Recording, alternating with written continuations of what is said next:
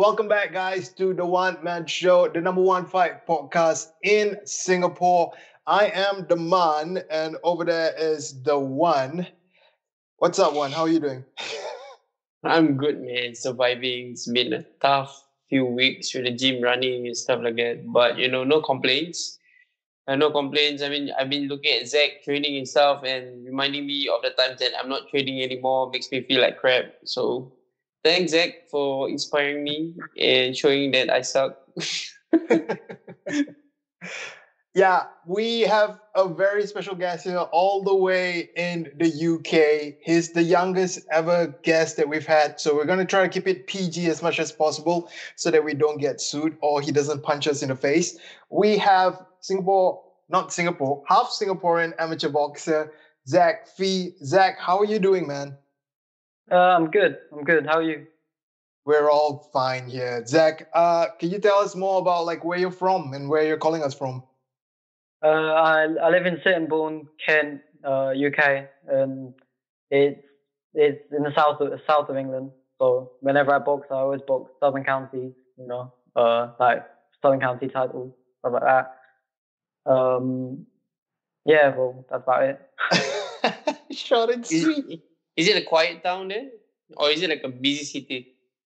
Nah, it's pretty quiet, to be honest. Not much goes on. Now, all know everybody. Yeah, everyone knows everyone. Now, some of you might be wondering why we have Zach on the show with us. Zach is actually half Singaporean, right, Zach? Yeah, I am. So which side, the mom side or the dad side? My dad's Singaporean. So you got some of that lion blood in you, huh? Yeah. Now, I think another interesting fact is that Zach's parents both work in hospitals over in the UK. And unfortunately, they both got COVID. Zach? Yeah, well, my dad got it. He was sick. He was sick for about a day. He thought, I'm gonna go and get tested anyway, so I'm going back to work. But it weren't like he really, really needed to get tested. I didn't think he had it, but he came up positive. And what about your mom? Yeah, my mom was ill for a bit longer, but she was ill for about a week, but then after that, not really much problems. It was just like the flu. What's the situation right over there in the UK with COVID? Because Singapore had partial lockdowns and stuff like that. What do you guys have? Well, we've got school shut. That's been That's good for you. I didn't. Yeah, I didn't watch the news until a couple of days before school shut, and then once school shut, I stopped watching it again. But the gyms have been open for about a couple months, and we've just been doing bags and stuff. Pads aren't allowed for amateur boxers, sparring's not allowed, and yeah, we've just been coping like that. And shops are open. We have to wear a mask, but it's basically back to normal in that sort of part. Do people follow the rules back at the gym, like no sparring, no contact, and stuff like that? Well, I don't want to snitch on anyone, obviously. But because we we have quite a lot of pros in that, they've all been sparring, and there's all been Shane McGuigan's stable training out of Rumble's gym, so they've all been sparring, doing pads and all that, and that's been good to watch. But for the most part, yeah, sticking to all the tape on the floor, social distancing guidelines. That's sort of normal here. Okay. Yeah, it's good that you don't want to snitch on anyone. Don't be like Ridhwan, he's a snitcher. Now, Zach, you are 16 this year, at a very young and ripe age. Tell us why, you live in the UK where obviously football is like the national sport. Why, of all sports, did you pick up boxing? I have no coordination in my feet, to be honest. You see me try and kick a football, it just never goes right. And I've always liked fighting in general, and I was thinking about going into Muay Thai or MMA, but there was a boxing gym near me, so I decided to go to there. And it's a great gym, Rumbles. The coaches there are all very, very, very experienced. They all know a lot about the sport, and I just stayed with them since I started from the beginner group. So that's like how it's gone. At what age did you start boxing? Well, when I first started, I started just like shadow boxing in my room and all that, like watching fight tips on YouTube, all that. But then when I actually started, it was in 2017, so I was 12, I think. Do you shadow box in the showers also? Sometimes, to be fair, in the mirror. Yeah. You are officially on the podcast, because everyone in the podcast except for me shadow boxes in the shower. All the guests, you guys are just weird that way, man. I mean, when I go into the shower, I shower and I leave after that, but you guys like to stay on for some time.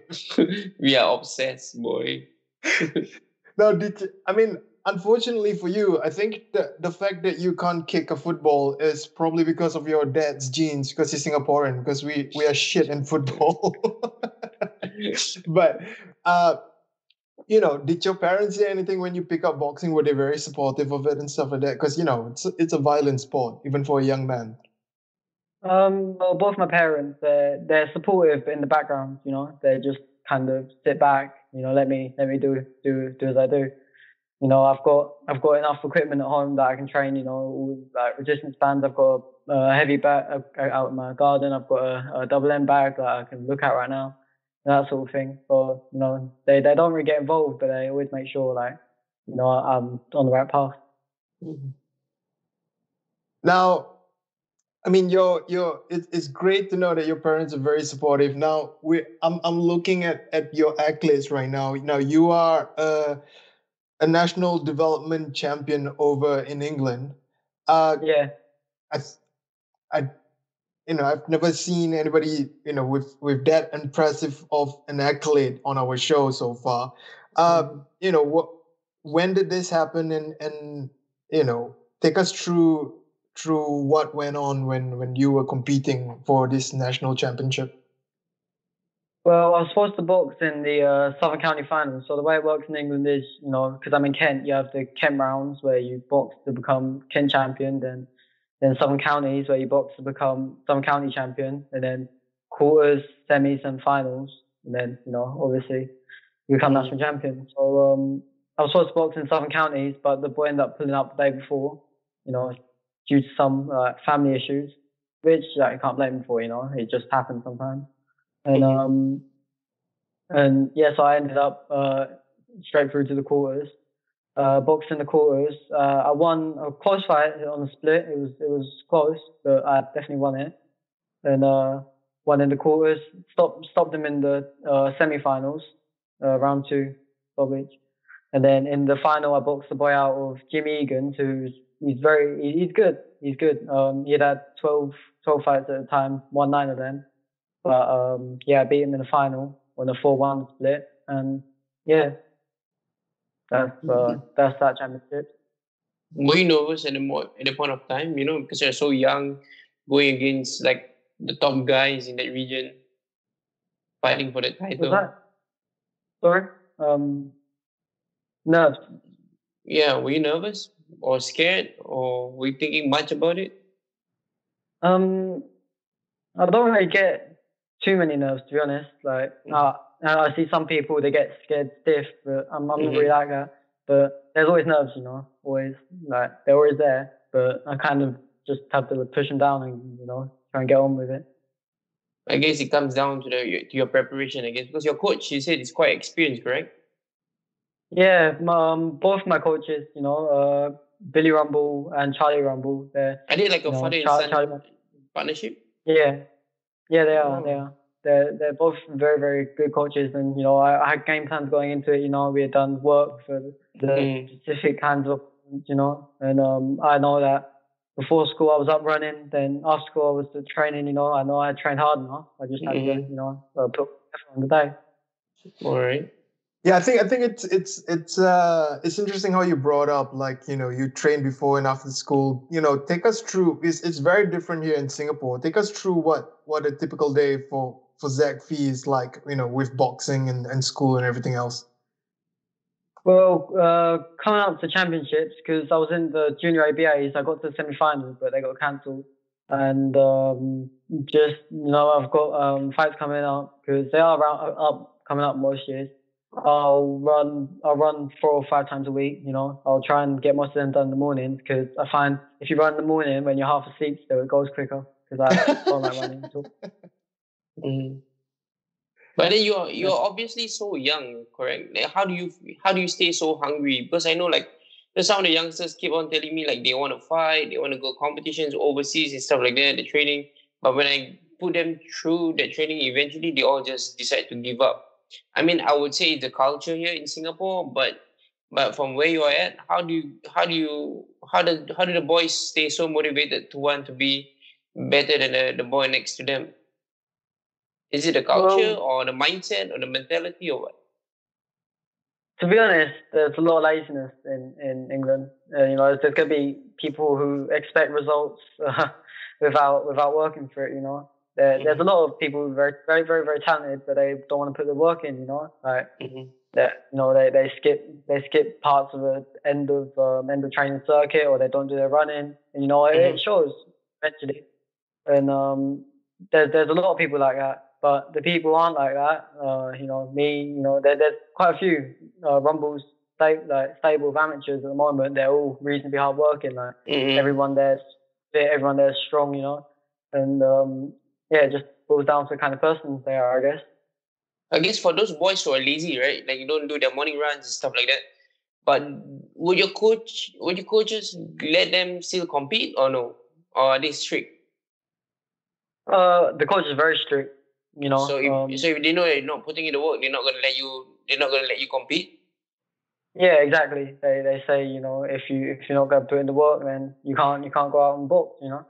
And there's some kids who will say, I'm doing it, and then they'll get to the fight and they'll blow out after the first round. And not from my gym specifically, just because I've seen a lot of amateurs, a lot of like very, very talented amateurs, but they don't put in work, and they don't end up getting the results they want because they never put any work in. So what's the next step for you now? You're like the region's champion, right? So I think you said to me before you want to like represent England, something like that. So what are the steps to reach there? So from what I've seen, it's if you get to a national semi-final and you lose to the winner, you've got spot on the England talent pathway. And if you get to the final or win, you've also go to the training day and they pick people for the European Games or for the Three Nations or that sort those sort of tournaments. But I was in the semi-final of the junior ABA, which is like the open, not development, that's open class. And they got cancelled, but it says, we've got a spot in England talent pathway or something like that. So I'll be able to go and go to the assessment and hopefully, box for England. So how do you have to go and move somewhere where the England training is, or is there a test that you have to go through before they put you in? And after that, once you're in the program, do they sponsor you to live in dorms so that you can focus on your training and stuff like that? Or do you still just go back to your county and, once a month or something, go for England training? Yeah, it's more like you just said, I don't really know because I haven't been myself, but we've got a lot, our gym has probably 4 or 5 national champions, we've got people who can produce more national titles. It's just this year we didn't get the chance. But yeah, they just go to these trainings, talent days, stuff like that, and they get picked and, they go for weekend camps, stuff like that. And it seems good, but they don't stay anywhere special or anything. They stay at home, and drive down. So, you've talked about your gym for quite a bit now, and how it's a really good gym. You have really good coaches and stuff like that. How important is it for you to have really high level training partners and also seniors over there? Like, how important is it in your development? Do you watch the seniors closely? Do you pick up a thing or two from them and stuff like that? Yeah, well, I watch everyone. I pick up little bits from everyone. Martin McDonough's Rumbles is main pro. He's been there the whole way I've been through my whole like amateur career, and I had him in my corner. I pick up stuff with him. He would tell me like how to set up shots, stuff like that, and like, I've lost a bit of respect for Martin, and it's the same with the other pros. Shane McGuigan's whole stable, they've been coming in training, and Shane McGuigan said, he can tell that I'm a student of the game because I'm always watching, like how closely I watch.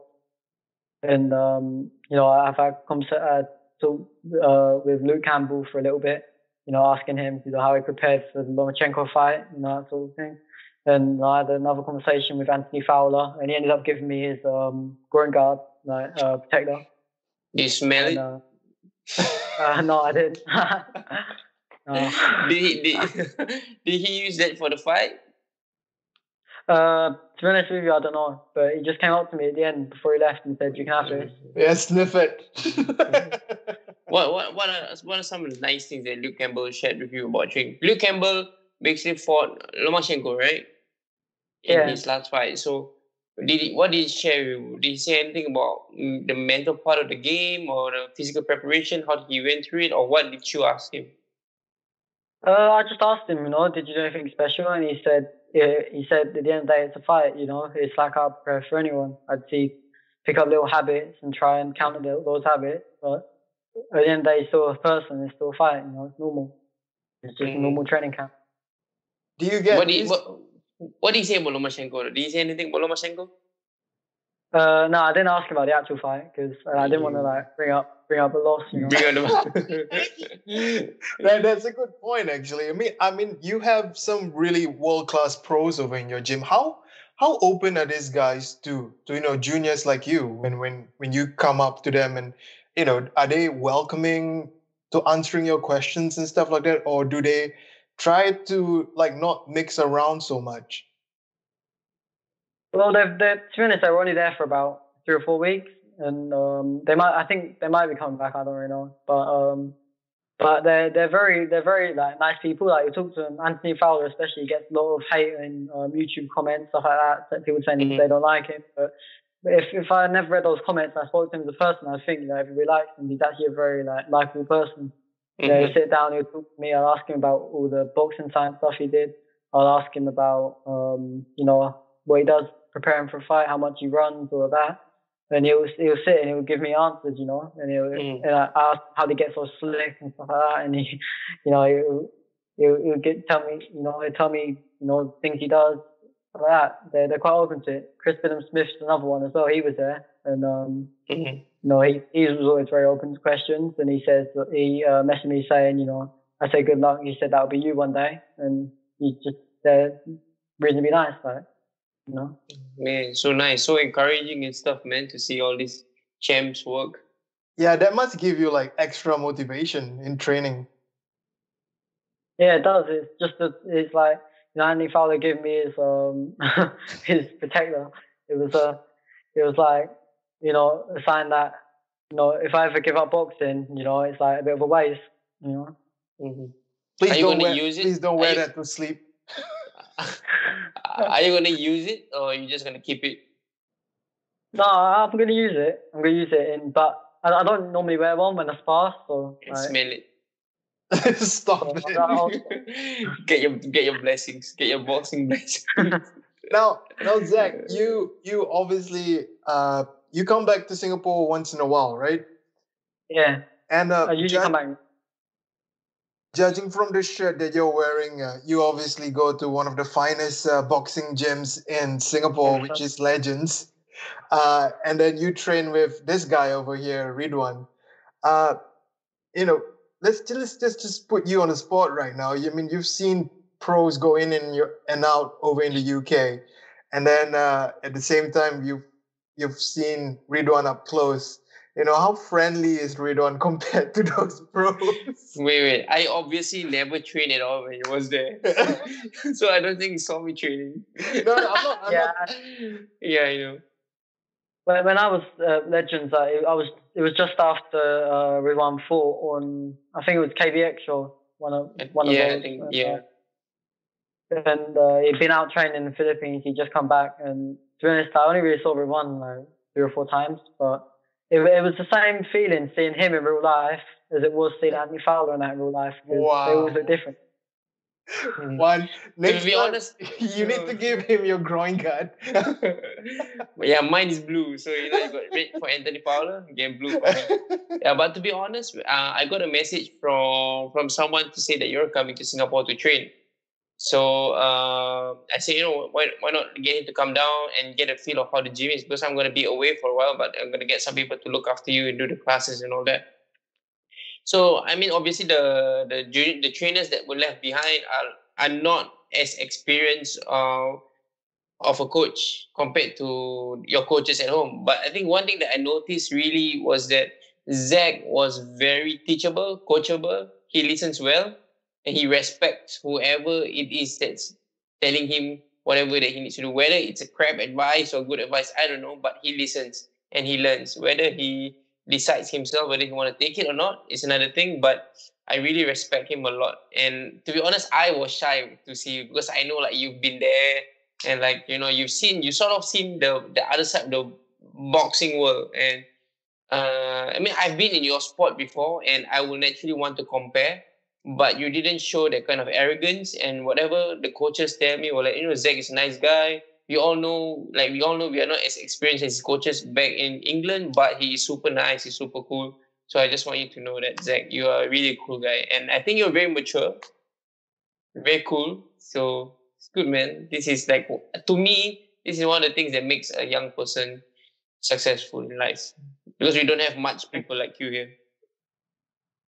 Thank you. Zach, it sounds like Ridhwan wants your groin guard now. Could you please send him one all the way from the UK? But in all seriousness, how what's the biggest difference, training in Singapore and training in the UK? To be honest, in the UK, because I mixed with the one-to-one like clients and stuff like that, but most of the people I talk to are like amateurs, like actually go out and book. But when I was in Singapore, because I was training in some of your classes, and most people in there, they were just there for fitness, they weren't actually boxing. So that was like the main difference. And obviously in England we have a lot more like resources, like we have a very, very big gym, like 2 floors, a lot of room, all like the ring, 2 rings, treadmills, all that, right? And in Singapore there's not as many, resources. I learned a couple of tricks, that I'd never learned in England, like on the inside, like trapping arms, stuff like that, and spin out corners, using your arms to push people, stuff like that, and like roughing them up on the inside. See? And Coach Brian still messages me sometimes as well. Like he's a nice guy. Like, yeah. I think these are the kind of skills that people obviously like to overlook and not think too much about it. But I think like you being so young and talking about these skills, which I myself only learned about it when I'm so much older. Oh man, you're going to be such an awesome boxer for sure. What's the end game for you right now, Zach? I mean, I know you're 16, but when you're 16, you have all the energy in the world and you have all the ambitions in the world. What is your target in the boxing world right now? Now, you've talked about representing England, which is great, but that's at the amateur level, right? I mean, the boxing level it's far beyond that, especially for someone with opportunities over in the UK. What do you want to get out of this? What do you want to be? To be honest, I take everything as it comes. I'd rather be a finalist than a semi-finalist, and I'd rather be a champion than a finalist. I'd like to focus on what's in front of me, and at the moment, I don't really know what's in front of me because no one knows what's going on at the moment. But I just staying in the gym, covering up all the like holes in my game. If somebody says like I don't like to box on the outside, then I'll work on boxing on the outside. Somebody says like I don't like to work on the inside, then that's what I'll do. I just always in the gym working. So whoever I come up against, because I will end up coming up against people. I was supposed to box southpaws nearly twice now, and I've never actually had a box out before, but I know one day I will, and I'm ready for that. That's the sort of what I've been doing. Do you have plenty of sparring partners back home? I mean, in UK? Oh yeah. I have really good sparring. Most of them are your weight, or you boxing people like higher weight class during the sparring? No, we're all the same weight. We've got quite a good stable of girls as well, so I can spar some of them. Obviously not going to war with them, but just working on little bits of boxing. Just trying to set my game. And we have other clubs coming over to spar as well. I spar tall people from other clubs. I spar short people from other clubs. I spar people who have boxed before as well. It just happens like that. But I'll spar anyone. Right. Is it hard sparring or no? I mean, like some gyms they don't believe in hard sparring, and some gyms believe in hard sparring. So how's the sparring like? Is it like wars or all out 100%? There are a couple of wars in the gym. They happen, but because you need that kind of sparring, because otherwise you get overwhelmed when you box. But for the most part, we all know. We're all quite mature. We all know how to box. How to like control ourselves. I'm not gonna. If they put me in with somebody smaller than me, I'm not gonna go in and try and rip his head off. At the same time, they put me in with someone bigger than me. They're not gonna come in and try and rip my head off. It's just sort of respect thing. We all know how much power we have, so we use either other tactics, or sometimes we do end up going to war, but that's just part of boxing, isn't it? Oh, nice. Then, no, your friends are like probably busy chasing girls, and you're not. Does the boxing make you look cool? Well, or you don't really care about it? Well, I have a girlfriend, so I don't really. Oh, this guy's girlfriend. He's you got one. Me and you one. We both don't have girlfriends. Congrats, Zach. Singapore represent. He's putting the Singapore flag in the UK, in England. Yeah, now I'm gonna ask you about this whole Singapore thing. You're half and half. On your Instagram page, you do have the Singapore flag there. Now, let's say you become pro one day. Any chance that we'll probably see the Singapore flag anywhere in your corner, on your shorts or something? I mean, just a little one. That's fine with us if you're on the world stage. Well, I was playing around with a couple of short designs, and I do have Singapore flags on them, and I like going to Singapore. I think it's a really, really great country. I come back there every year, by choice, and I always said to my uncle, I always want to do NS when I'm older, But obviously, wait, hang on a minute. Wait, what? Wait, you want to do NS? Yeah, well, that's what I've been saying. It might not be practical because it, giving up 2 years of boxing or 18 months. Is it now? I don't know. But right now, are you required to do NS? I mean, would you have to? No, you don't have to. No, I don't. And then don't. Then don't, bro. Run away. Enjoy your time. You want to keep your girlfriend, right? Don't go to NS, man. Look, there's nothing bad about national service. To be honest, national service was one of the best times of my life because you actually get to see people from all walks of life and you get to learn a thing or two. But if you have an opportunity not to do it, so that you can prolong your boxing career, or there's a lot that can be done in 2 years, and you don't want to fall back behind, right?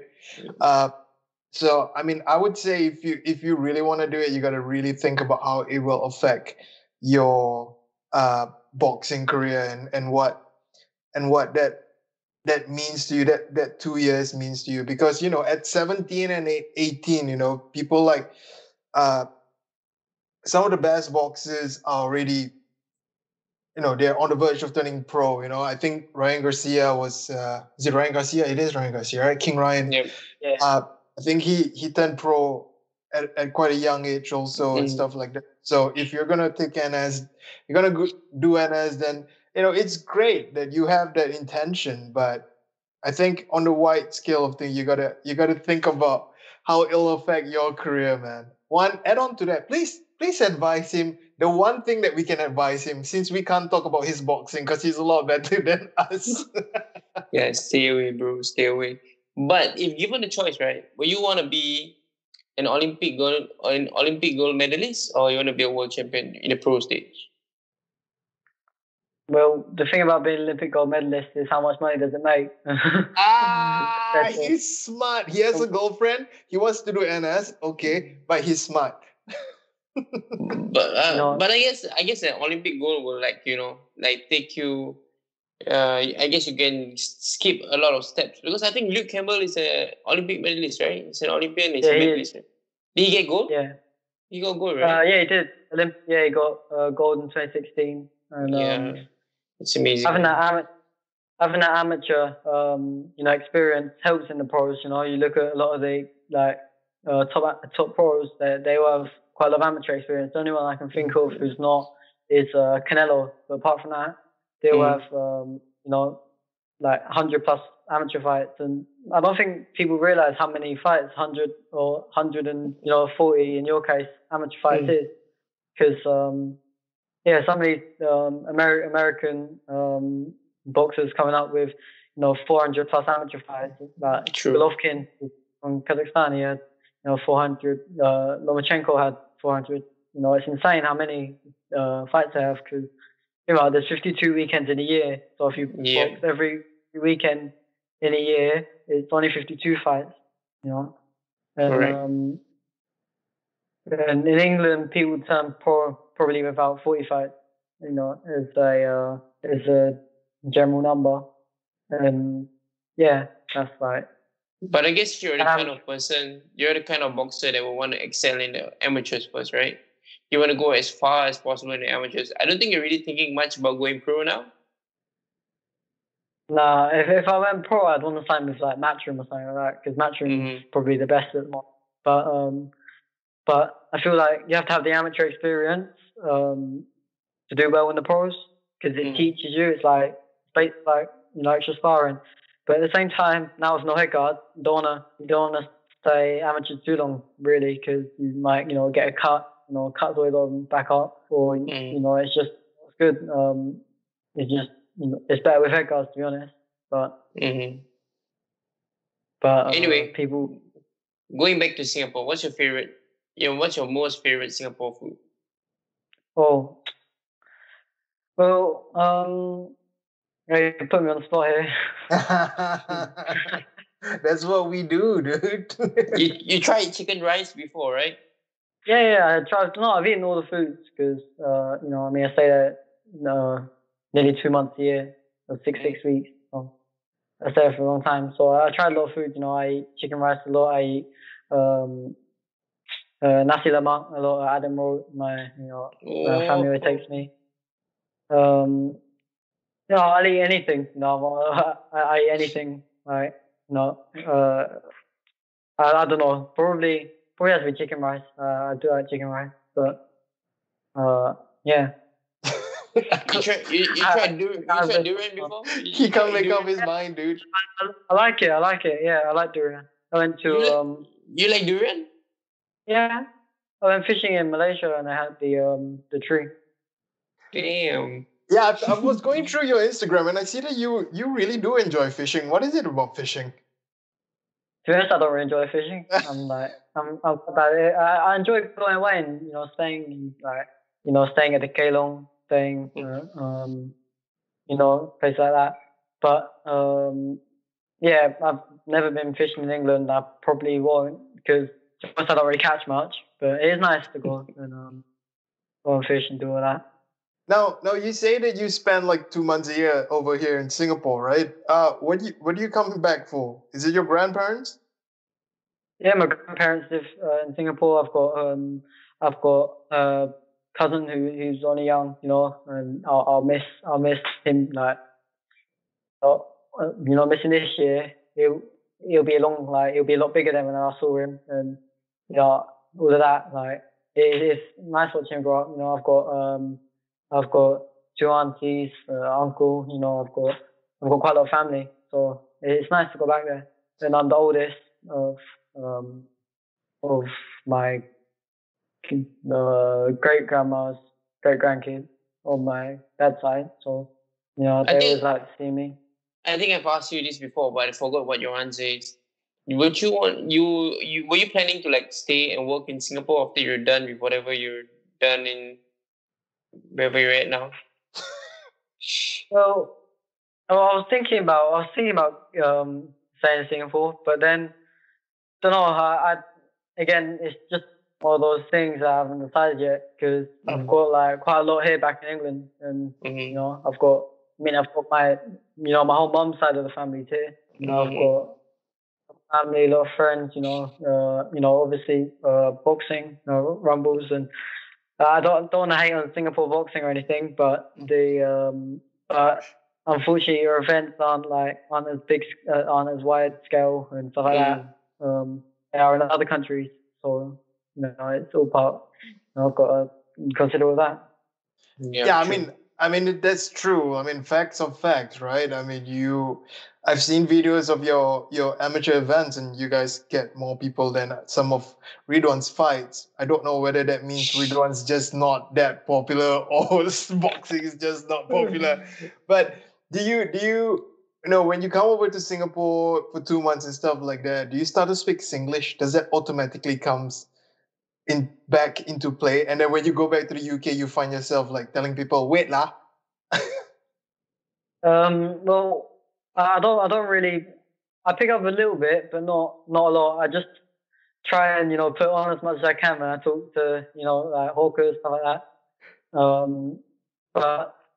But when I come back to England, that sounds really like accents all really weird. It's like, oh my god, it sounds like they're from England. It's like, and then we are in England, so never really noticed that.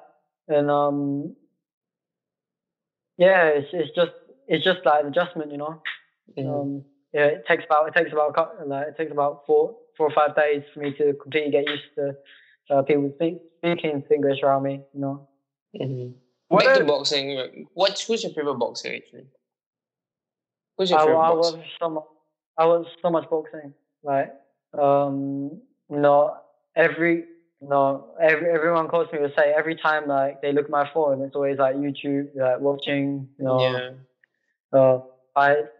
recently it's been more like at English level, like watching Ted Cheeseman, Anthony Fowler. Ted Cheeseman versus Sam Aitken was a good fight. Watching Luke Campbell, but I have to say I got from all the way like Sugar Ray Leonard to the MTK shows they have in England, locally. But my favourite probably has to be Canelo because. So you watch a lot more professional fights compared to amateur fights. I watch amateurs, but the problem with amateurs is they take 9 minutes. So really, I go through them so quickly. There's not really that many to watch. And sometimes I'll go back and I'll look at the youth championships or junior championships in England. Or I'll look at I'll go and watch the European games. The youth European games and watch the stream on that. But for the most part, I watch professional boxing just because that like their job. If I look at people at the European level, so I'm hoping that I'll get to box some of them soon. What's the weight class you're in right now? Well, last boxed at 48 kilos, but I'm gonna be honest, I'm not making it anymore. Like, yeah, 48 kilos. So the next one will be what, 52? 50. I think 50. 50 kilos is about the right weight for me now.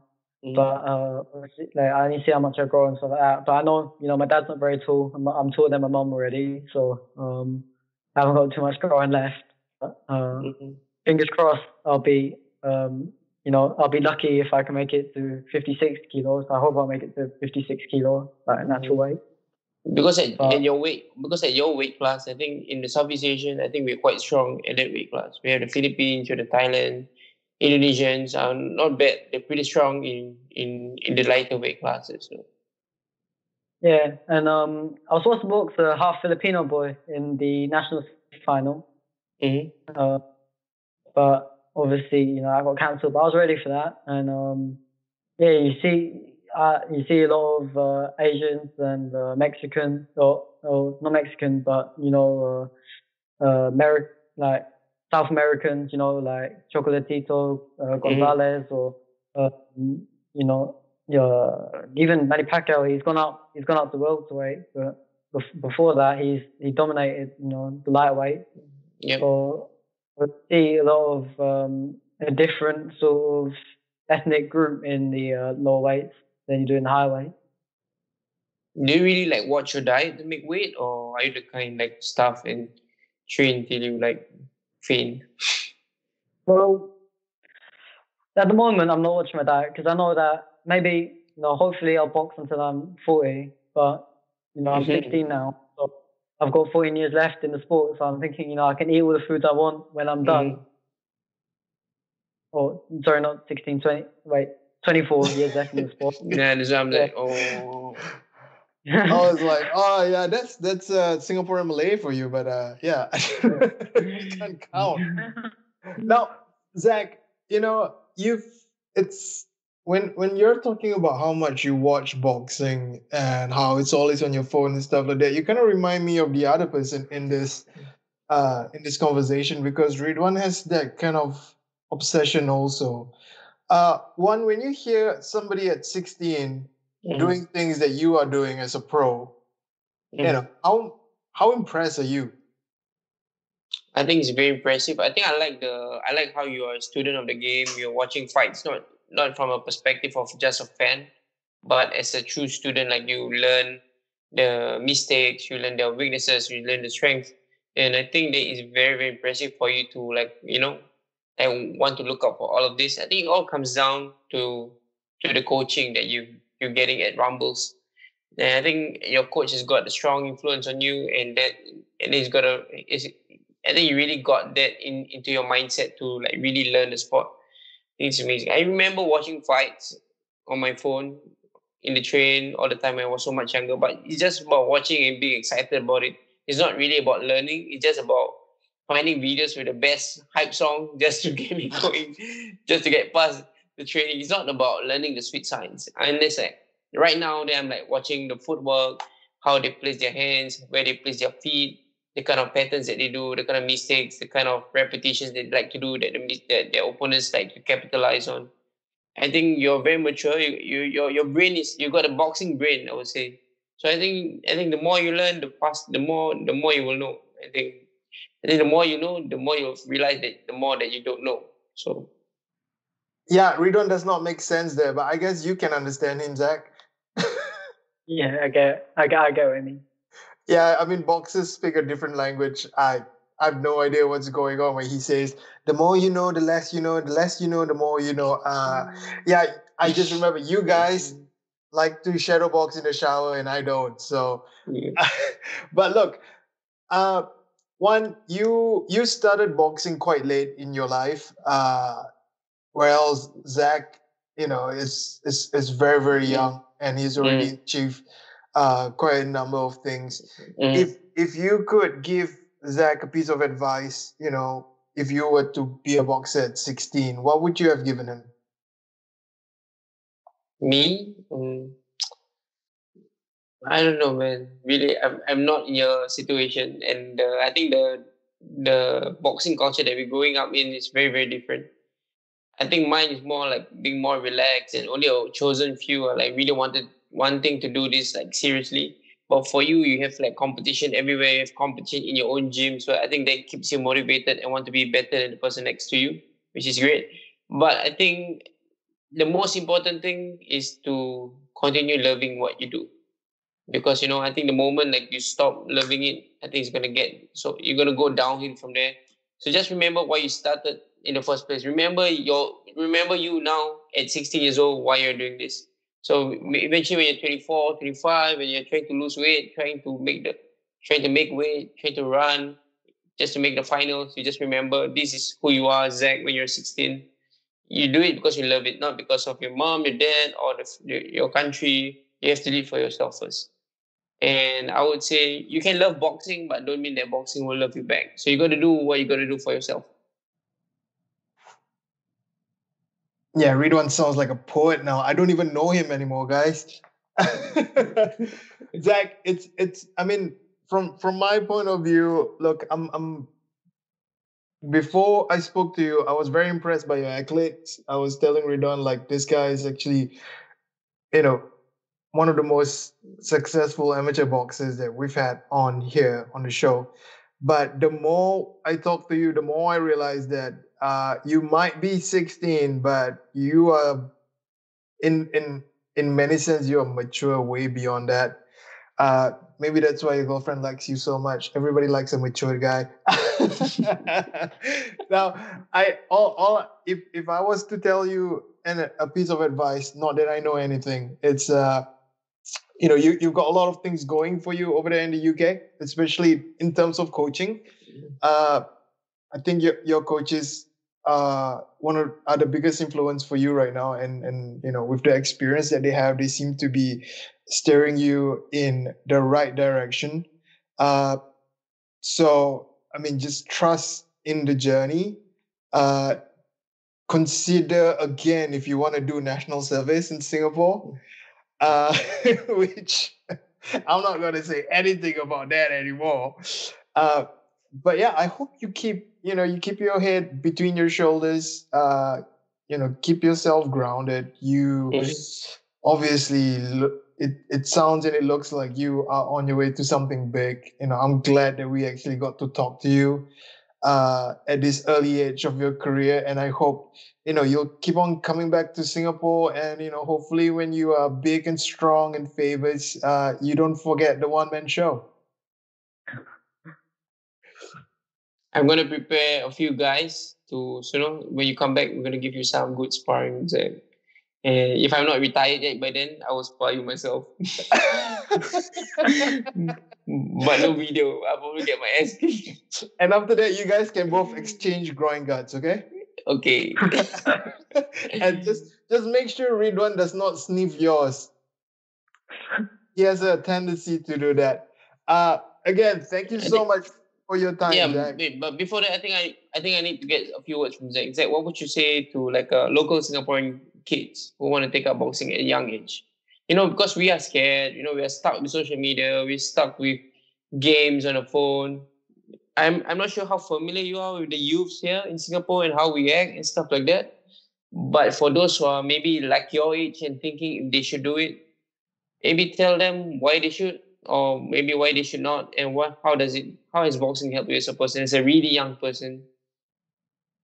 Well, to be honest, I've always been known as like pretty lazy in school. Like it sounds weird, but I've always been known to do like always be set to, never like really stand out or like always coast along in school. And boxing sort of taught me that if you don't work, you don't get a result, and I think that's important. And like that's sort of that. I think that's to the parents and to the kids. There is without you lot boxing. There's no Singaporean boxing. It will be dead. So if you want to watch Ridhwan box, if you want to watch Ridhwan versus Hamza Farouk, which I'll definitely watch. Like no matter like where it is. Oh no, he just said it. He said something taboo all the way from the UK. We've got demand from the UK. Pay-per-view, boys. Well, that it's was his birthday, by the way. It's his birthday today. I think should we sing him a birthday song? I saw that. Now, okay. I'm just gonna put you on the spot here, Zach. So you want to see that fight happen, right? Who do you? Why? Why? Well, no, wait. I don't care why. I mean, a lot of people want to see that fight happen. Yeah, but it has to be why, because he's so far from this. He sort of got nothing to do with the same. Yeah. I'll say why. So one of the reasons I want to watch it box is there's local people with very, very good, like people with good records. People tend to take more notice of people with the undefeated, with good records. And I've had 9 fights and I've only won 6, but the 3 I've lost have been on close splits. The people who've gone on and won a lot more, than one more than when I box them. And I've so everybody, would look at, Ridhwan's name on there and Hamza Farouk's name, and what's he 10-0 or 15-2, and pick the guy with the O. But honestly, I feel like you win it all day, and that's just fact if you made. Wow. Okay. Spicy. Ridhwan definitely has to give you his groin gut now after you said such spiciness. Yeah. Well, we're hoping that fight does happen. What do you think, Juan? Will that fight happen? I don't know, man. I think this is the best time for it to happen. It's COVID. We can't get anybody from outside to come in. But I think the ball's in their court. If they want it, I'm here. If not, we're just gonna move on. I think he needs me more than I need him anyway. So. Whoa, spicy. But more importantly, I think it's good for the local boxing scene, because I think this fight is going to get a lot of people to stop and watch what's going on in Singapore's boxing scene. And whatever comes after that, I think it's going to give a positive, like a side effect. It's going to give a positive ripple effect. I think people will start to take up the sport, and it's going to just at the expense of someone else losing. Which is who again? Obviously not me. But we never know. All right. Well, we're gonna wrap this up. Zach, the ball's on your court now. Give any shout outs, thank anybody you want to thank, your coaches and stuff like that. Well, we'll pass it over to you now. Well, I've already said, Rumbles is a great gym, and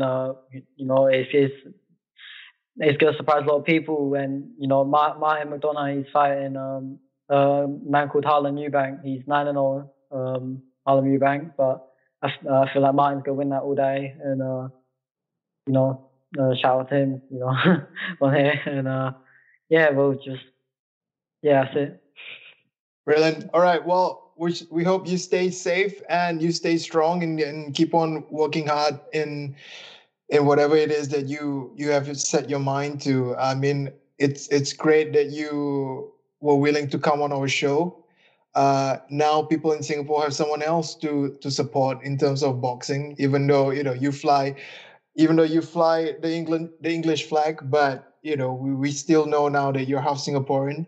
You're gonna have our flag somewhere in your pants, hopefully not inside, because that's wrong.